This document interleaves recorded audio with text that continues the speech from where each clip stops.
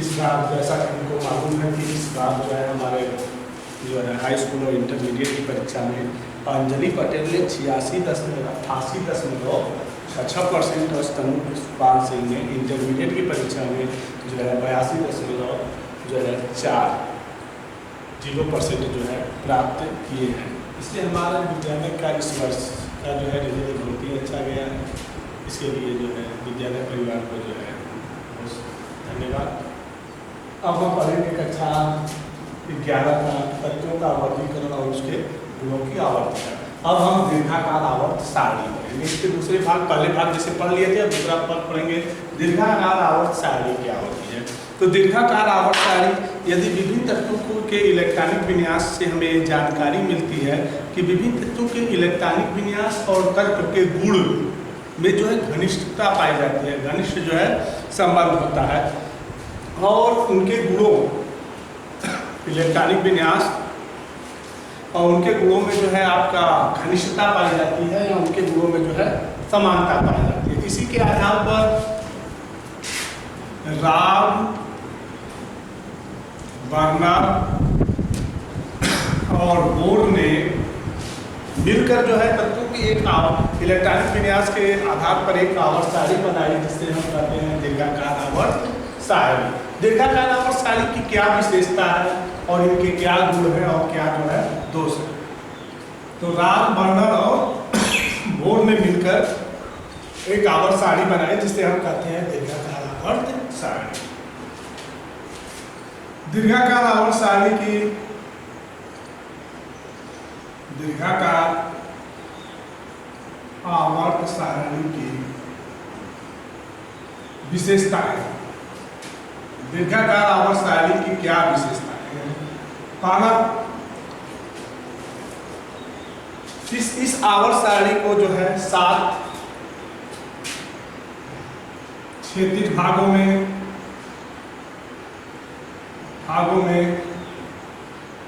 परमाणु क्रमांक के बढ़ते हुए क्रम में रखा गया। दूसरा, इस आवर्त सारणी को 18 ऊर्ध्वाधर भागों में विभाजित किया गया है। तो इस क्षैतिज भागों को जो है हम आवर्त कहते हैं और इनको जो है हम वर्ग कहते हैं। ठीक है। जो क्षैतिज भाग हैं वे निम्नलिखित हैं। पहला का A, दूसरा का A, तीसरा का B, चौथा का B, पांचवा का B, छठवां का B, सातवां का B और आठवां जो समूह है इसको जो है 3 भागों में बांटा गया है। फिर पहला का B, दूसरा का B, तीसरा का A, चौथा का A, पांचवा का A, छठवां का A और सातवां का A और आठवां। कुल मिला के जो है 18 भाग हैं। तो इनको जो है हम यस ब्लॉक के तत्व, एलिमेंट, इनको जो है जो 10 भागों में हैं यहाँ पर, इनको जो है हम डी ब्लॉक एलिमेंट और इनको जो है हम पी ब्लॉक एलिमेंट, ये 18 भागों में बांटा गया है। नंबर 3 है आवर्त सारणी का पहला तत्व जो है क्षार धातु, जिसका इलेक्ट्रॉनिक विन्यास 1s2 और अंतिम तत्व जो होता है, अंतिम तत्व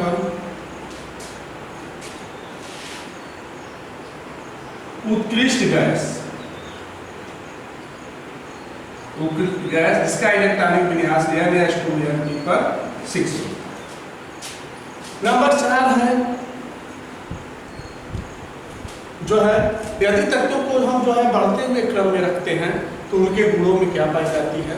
समानता पाई जाती है, जिसे हम आवर्तता कहते हैं।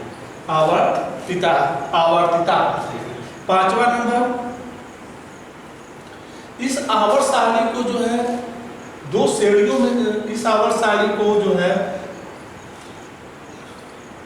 इस आवर्तसारणी को 4 भागों में बांटा गया है। S block element, P block element, D block element और एफ ब्लॉक एलिमेंट। जो 57 से लेके 58 से 71 तक के जो एलिमेंट होते हैं इसे हम लेथेनाइट कहते हैं, लेथेनाइट तत्व। और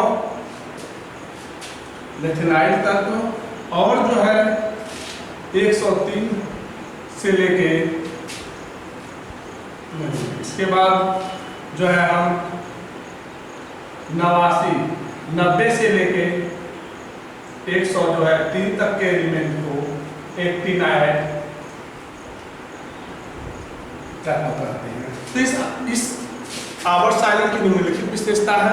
पहला है कि इस आवर्तसारणी को 7 क्षेत्रीय भागों में बांटा जाता है जिसे हम आवर्त कहते हैं। दूसरा, इस आवर्तसारणी को 18 ऊर्ध्वाधर भागों में बांटा जाता है जिसे हम वर्ग कहते हैं, जो यहाँ पर दिया गया है। तीसरा, तो इसका पहला तत्व क्षार धातु और अंतिम तत्व जो है उत्कृष्ट गैस होता है। और चौथा, यदि तत्वों को बढ़ते हुए परमाणु क्रमांक के क्रम में रखा जाए तो इनके गुणों में समानता पाई जाती है।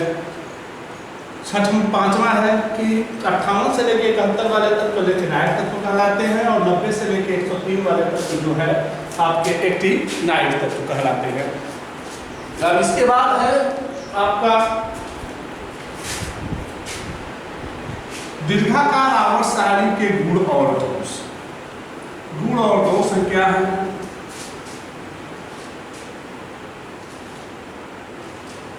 सारणी के गुण और दोष क्या गुण है? पहला कि सर्वथा जो होते हैं एक ही वर्ग में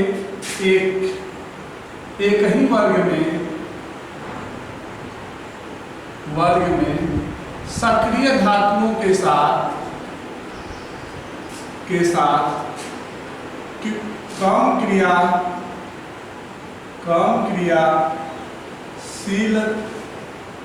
कम क्रियाशील धातु को रखा गया है। जैसे में पहला के ए है सक्रिय धातु और पहला का ही बी है कम सक्रिय धातु। सक्रिय धातु में lithium, sodium, potassium, rubidium, caesium और कैल्शियम को रखा गया है। और इसके बाद आपके कम सक्रिय धातु में कॉपर, Hg और Au को रखा गया। ये जो है आपके कम सक्रिय धातु। दूसरा है कि इस आवर्तसारणी में जो है चौथा, पांचवा, छठवां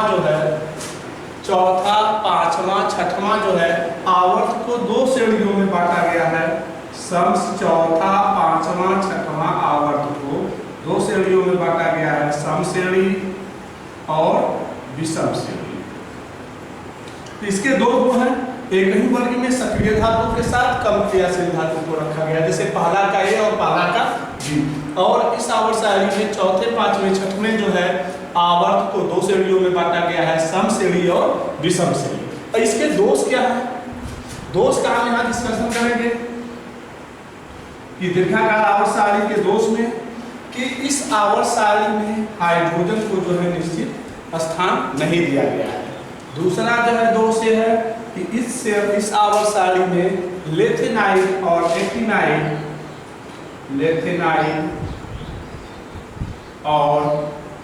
एक्टिनाइट तत्वों को आवर्तसारणी में स्थान नहीं मिला है, तो आवर्तसारणी में स्थान नहीं दिया गया। ये इसके जो है 2 दोष है। और 2 इसके गुण है कि एक ही वर्ग में सक्रिय धातु के साथ कम क्रियाशील धातु को रखा गया है, जैसे पहला का ए और पहला का बी। चौथा, पांचवा, छठवां आवर्त को 2 श्रेणी में, सम श्रेणी, विषम श्रेणी। दोष में है कि हाइड्रोजन को आवर्तसारणी में निश्चित स्थान नहीं दिया गया। और दूसरा है कि इस आवर्तसारणी में लेथेनाइट और एक्टिनाइट तत्व को जो है आवर्तसारणी में स्थान नहीं दिया गया। अब हम पढ़ेंगे कि इलेक्ट्रॉनिक विन्यास के आधार पर किसी भी तत्व का आवर्त और वर्ग ज्ञात करें। इलेक्ट्रॉनिक विन्यास के आधार पर इलेक्ट्रॉनिक विन्यास के आधार पर तत्वों का आवर्त और वर्ग ज्ञात करना। तो देखेंगे कि आवर्त सारणी में एलिमेंट जो होते हैं एस, पी और डी और एफ में होते हैं, 4 ब्लॉक होता है। तो सबसे पहले एस ब्लॉक का देखेंगे। तो यहाँ पर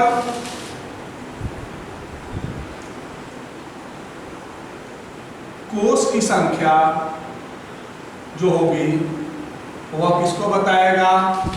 कोष की संख्या जो है यहाँ आवर्त को बताएगी, और दूसरा इलेक्ट्रॉन की संख्या जो है वर्ग को बताएगी। ये हमें ध्यान देना है। यदि जितने कोष होंगे उतना आवर्त होगा, और उसके अंतिम कोष में जितने इलेक्ट्रॉन होंगे वह क्या होगा? वर्ग होगा।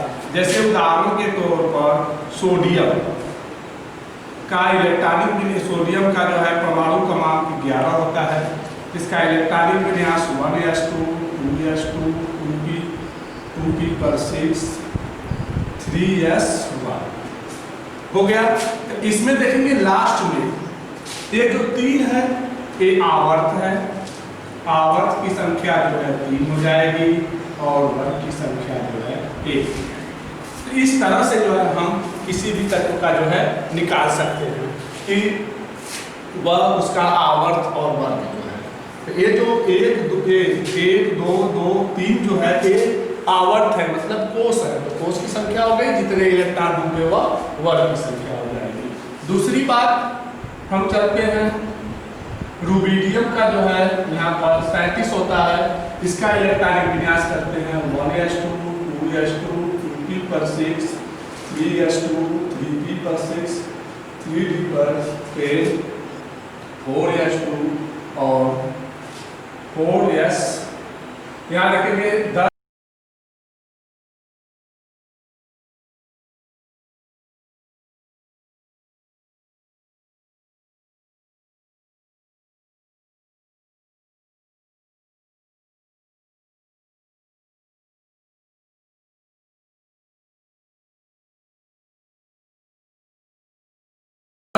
ये 20 10 30 और ये हो जाएगा 30 36 और 5s।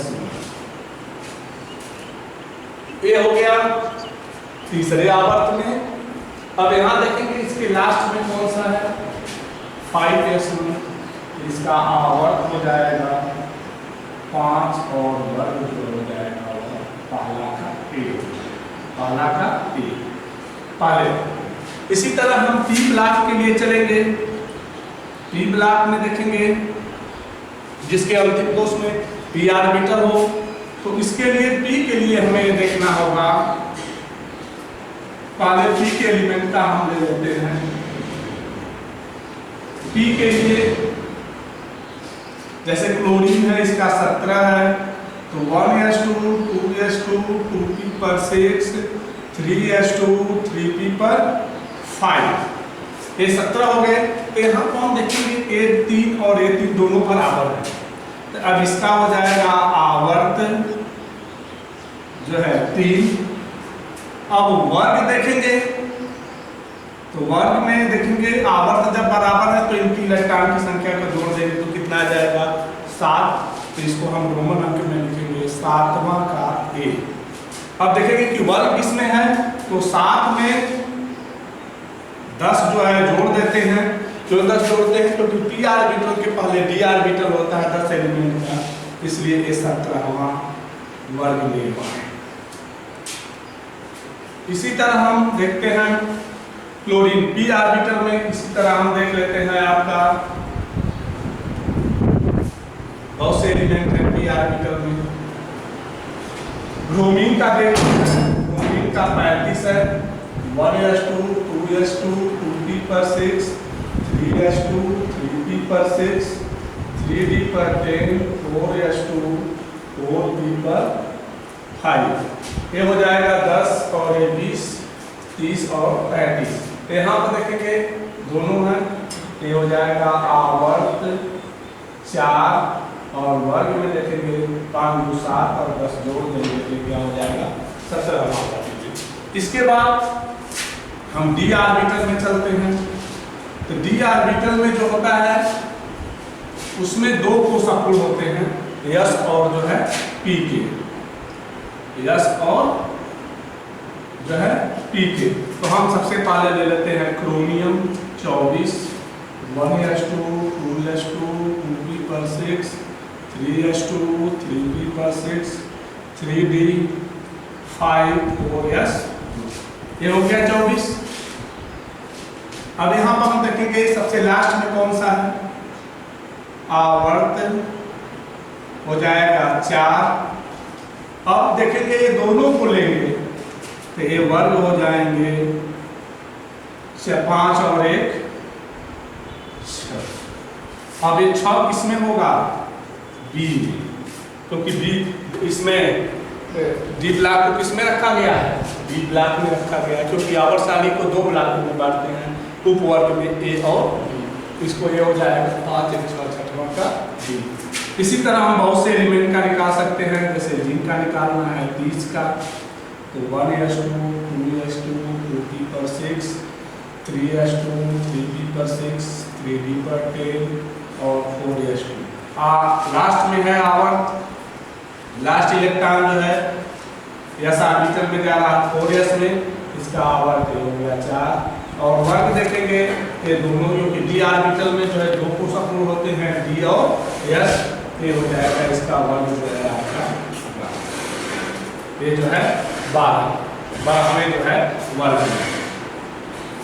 तो ये जो है इलेक्ट्रॉनिक विन्यास के आधार पर तत्वों का आवर्त और वर्ग ज्ञात करना था। अब हम इनके बीच में संबंध स्थापित करेंगे, विकर्ण संबंध। विकर्ण संबंध का मतलब होता है कि कौन से आवर्त सारणी में तत्व जो है एक दूसरे से जो है उनके गुण जो है आपस में जो है समानता रखते हैं। इस संबंध को हम जो है विकर्ण संबंध कहते हैं। तो विकर्ण संबंध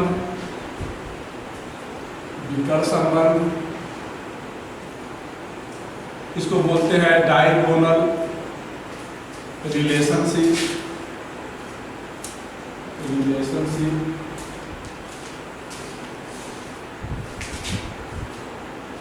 डायगोनल रिलेशन इसमें होता है विकर्ण संबंध का मतलब कि आवर्त दूसरे के कुछ तत्व आवर्त तीसरे के कुछ तत्व से समानता प्रदर्शित करते हैं।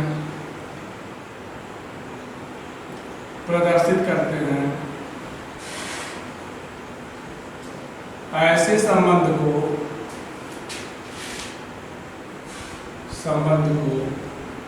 विकर्ण संबंध कहते हैं। मतलब ये किसमें होगा, आवर्त 2 और आवर्त 3 संबंध कहते हैं। जैसे आप देखेंगे दूसरे आवर्त में लिथियम, बेरिलियम, बोरान, कार्बन। आवर्त तीसरे में सोडियम, मैग्नीशियम, एल्युमिनियम, सिलिकॉन। तो यहाँ पर देखेंगे कि तिर्यक जो है संबंध होगा लिथियम का मैग्नीशियम से, बेरिलियम का एल्युमिनियम से, बोरान का जो है सिलिकॉन से। तो ऐसे संबंध को हम विकर्ण संबंध कहते हैं। मतलब आवर्त दूसरा के कुछ तत्व आवर्त तीसरा के कुछ तत्व से जो है समानता प्रदर्शित करते हैं, ऐसे संबंध को हम विकर्ण संबंध कहते हैं। जैसे आवर्त 2 में लिथियम, बेरिलियम, बोरान और कार्बन, आवर्त 3 में सोडियम, मैग्नीशियम, एल्युमिनियम और सिलिकॉन। तो लिथियम का गुण मैग्नीशियम से मिलेगा, बेरिलियम का एल्युमिनियम से और बोरान का सिलिकॉन से जो है मिलता है। तो आपके लिए जो है धन्यवाद। अब इसके आगे वाला इसका जो आगे वाला पार्ट है अगले जो है भाग में जो है